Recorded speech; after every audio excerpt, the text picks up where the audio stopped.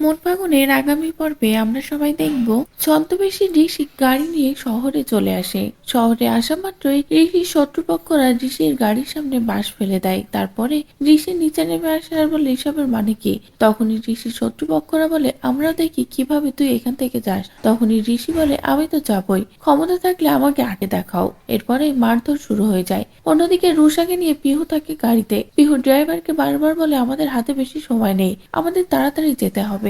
এদিকে ড্রাইভারও তাড়াহুড়ো করে চালাতে চালাতে হঠাৎই গাড়িটা থামলে তখনই পিহু বলে কি হয়েছে। তখনই ড্রাইভার বলে ওই যে ম্যাডাম, সামনে তো মারধর হচ্ছে। যেটা দেখে তো পিহু ভয় পেয়ে যায়। এদিকে রুষা তো চিৎকার চেঁচামেচি করতেই থাকে।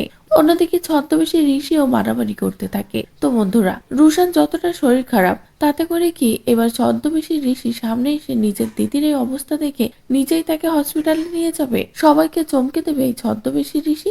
আপনাদের ঠিক কি মনে হচ্ছে তা অবশ্যই কমেন্ট করে জানিয়ে দিন। পরবর্তী আপডেটগুলো পেতে চ্যানেলটি সাবস্ক্রাইব করুন।